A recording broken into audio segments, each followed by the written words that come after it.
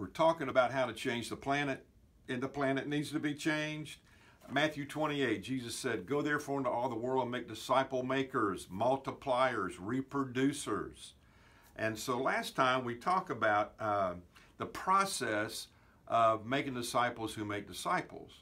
And so we looked at this whole thing of 4 priorities that comes out of Matthew 22, 37 to 39, and we flashed up the book here that we've written, which we'll talk more about later, called The 4 Priorities.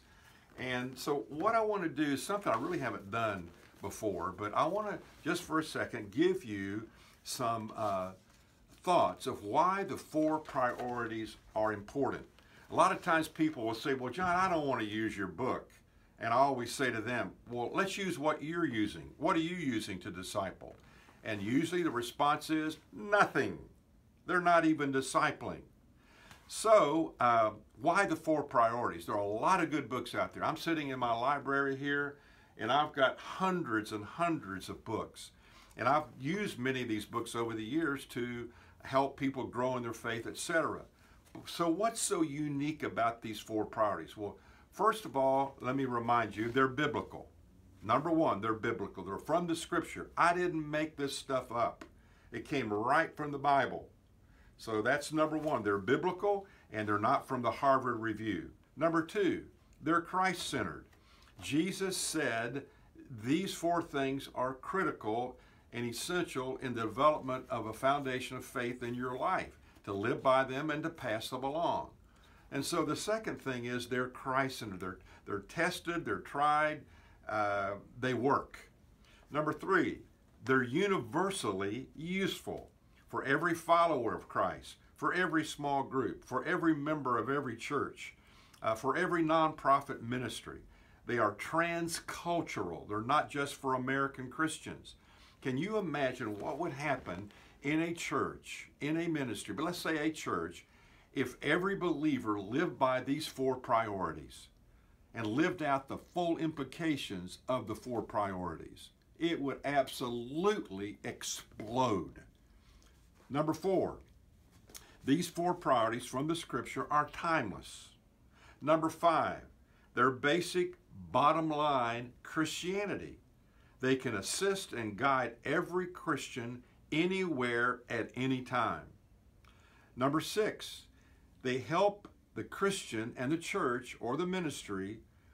They keep them from getting distracted and weakened because they're focused too much on secondary issues. And that is important.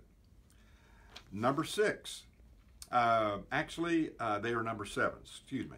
They are very focused. They concentrate on Jesus. They concentrate on love and respect in terms of looking at yourself properly. They focus on loving others deeply who love Jesus. And they also talk about, how do I make a difference in the lives of people around me that don't know Christ? They're very focused.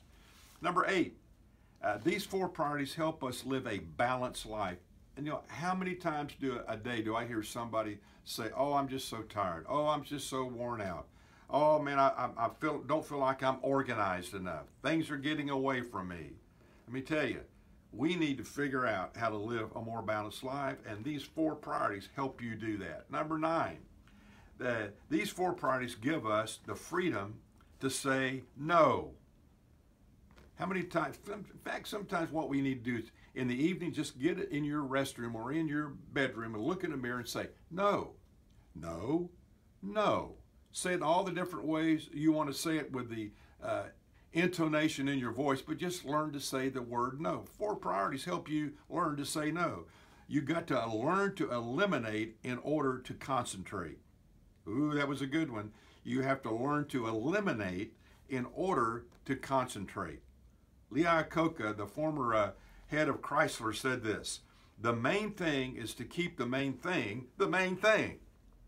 And that's what the 4 priorities do. You think about that.